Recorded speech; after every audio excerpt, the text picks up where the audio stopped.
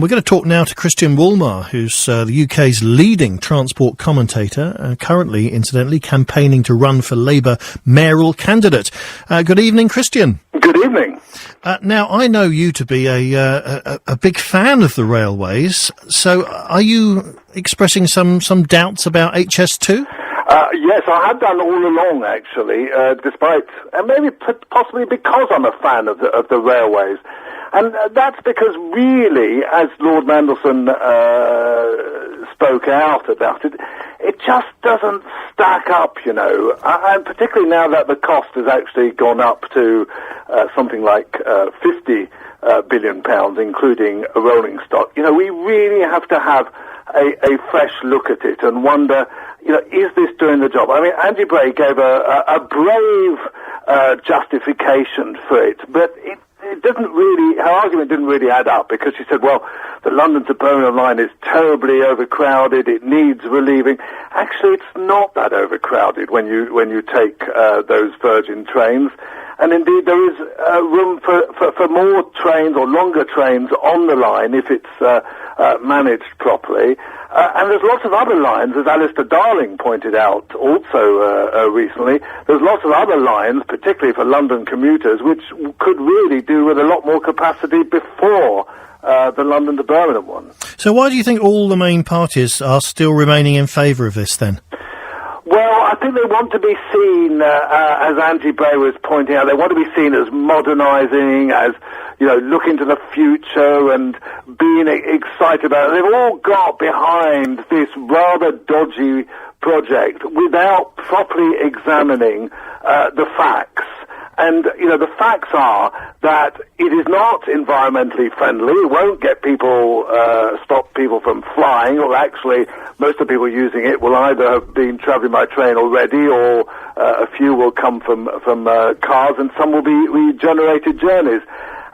The business case, which is the methodology used to justify it, really does not stack up. It's based on the idea that people need to get somewhere really, really fast, and that time on trains is wasted. But as I'm sure any of your listeners who've been on long-distance trains lately, they know that most of the people are sitting there with laptops, bashing away, looking at papers, or if they're leisure travellers, reading a book. They don't need to get there faster. And I keep reading this sort of remark that our railways are terribly out of date. In fact, even if we build this, it will already be out of date by the time it's been built. Is that true, that we are severely behind? True. I mean, it's not. Yeah, we only have one high-speed line. That's true, down from St Pancras down to the Channel Tunnel, used also by Kent domestic services.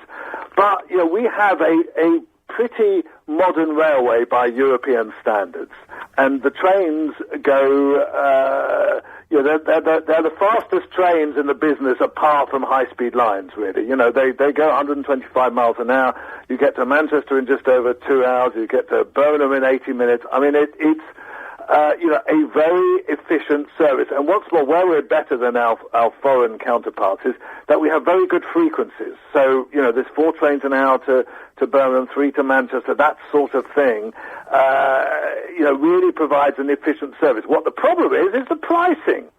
You know, the pricing is crazy, because if you just turn up at the station and want to go to Manchester, you have to pay £100. And yeah. That's crazy. You know, that's what's daft about it. It's not the fact that we need massive new capacity. We actually just need proper pricing policies so that everybody can use them. And what about this argument that it will deal with the North-South divide? It's a vital link. That cuts both ways, you know. It really isn't a proven argument.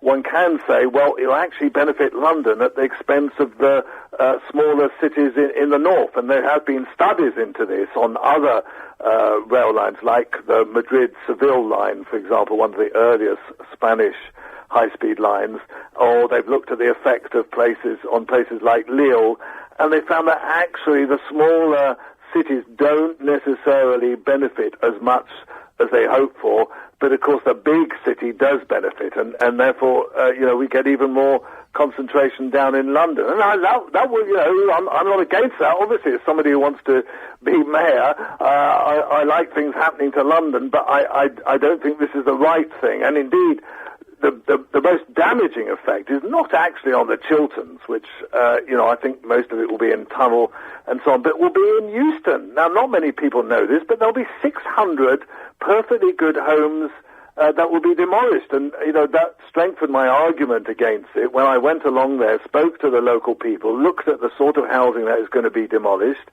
and I think that's, it's not a price worth paying. And what's your gut feeling then? Do you think it's too late to turn this around? No, not at all. I mean, this is really quite at the early stages, and there'll certainly be changes. I certainly hope that if they do go ahead, they'll certainly improve the idea of the station at Euston, so they don't have to demolish all those homes. But I wouldn't give this project more than a 50-50 chance of going ahead. Once you get big hitters like Lord Manson, I know he's slightly time expired, but nevertheless, he's still quite a big player within the Labour Party. You start getting people like him and Alistair Darling speaking out, the tide begins to turn. The Evening Standard splashed it. We're talking about it now. The more people like that oppose, the bigger will be the debate. And it has a very long parliamentary process to go through. It's going to take a couple of years in Parliament. It's going to be thoroughly debated. There'll be lots of objections. So, no, it's going to keep a few MPs very busy, and indeed it'll keep me busy talking about it until then.